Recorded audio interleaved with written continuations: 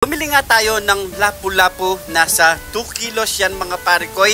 Yan, medyo may presyuan lang yan mga parikoy, pero syempre makakakain naman tayo ng masarap. So yan, kagandahan pa dito mga parikoy, pwede pa natin to ipalinis sa mga nagtitinda, lalo na napakaganda pa na nagtitinda. You know, namanakin, sakin! Dito nga lang pala yan sa Bulong Kakutod, Angeles City, sa may tapat ng Pure Gold. Kaya kung gusto nyo bumili ng mga seafoods mga parikoy, dito lang yan. Napakasulit pa ng presyo mga parikoy. Pagdating natin dito sa bahay mga parikoy, so yan, malinis na rin yan at hinihiwa-hiwa na rin ang kanyang katawan mga parikoy. Nilagyan lang natin yan ng asin at syempre ng magic seasoning para sa ating pampasarap. At syempre, magkabilaan natin lagyan yan para bantay ang lasa ng ating lapu-lapu. You know, nyamanakin sakin! So yung mga parikoy, after neto, magpa-fried na tayo. Sabay na natin magpainit ng mantika at ilagay na ang ating lapu-lapu.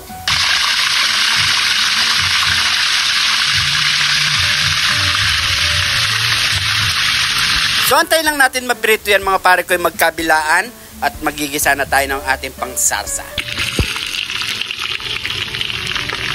Matapos natin tumaprito mga parikoy, heto na. I-set aside muna natin yan. Unahin na natin ilagay ang luya, bawang, sibuyas at bell pepper.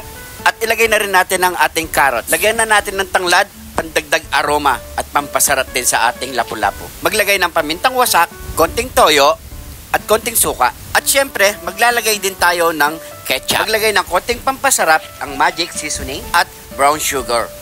Maglagay na tayo ng isang basong tubig. At habang hinintay natin kumulo yan mga parikoy, maglalagay na rin tayo ng harinang na may tubig para sa ating pampalapot. Antay lang tayo ng 2 minutes mga parikoy, okay na yan. Okay na ang ating sarsa mga parikoy. So syempre, ano pang kasunod yan? Yamanakin sakan! Heto na ang niluto nating sweet and sour lapu-lapu. You know, meron din tayo ditong kanin. At syempre, pray muna tayo bago tayo mangmukbang. Thank you Lord sa napakasarap na pagkain na ito Lord. Bless po yung viewers namin Lord. Bless po yung sumusuporta sa amin Lord. Bless po yung family kalusugan namin Lord. In Jesus name, Amen. So yung mga parikoy, magapag na rin po kayo at sabay-sabay po tayong kumain.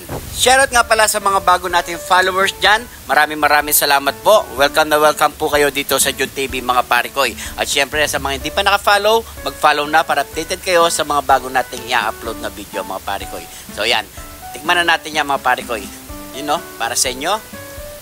Kain po tayo mga parikoy. You know, grabe. Ang sarap. Nakakain din ng lapu-lapu. Grabe, ang sarap pala ng lapu-lapu. You know, kahit po tayo mga parikoy. Sa mga nagpapa-shoutout mga parikoy, next episode na lang po. Abang-abangan nyo mga parikoy. Basta comment nyo lang po sa baba yung nagpapa-shoutout, name at location para next episode ma-shoutout po kayo mga parikoy. At kung napadaan ka naman sa parte ng video na to, paki-comment lang po kung saan umabot ang ating video para alam natin mga parikoy. Gusto ko lang i-shoutout ang ating mga bayaning OFW natin dyan sa masulok ng mundo. Lagi po kayong mag-iingat mga parikoy. Shoutout nga pala kay Boss Dan Bundok ng UK at kay Parikoy Jojo De Jesus ng Marisol, Angeles City. Gusto ko lang pasalamatan ang ating mga parikoy na nagsishare ng ating mga video mga parikoy. Maraming salamat po. Sobrang malaking bagay na yan mga parikoy. At syempre, kung may birthday man ngayong araw na to mga parikoy, happy birthday po. Siguro hanggang dito na lang po ang ating video.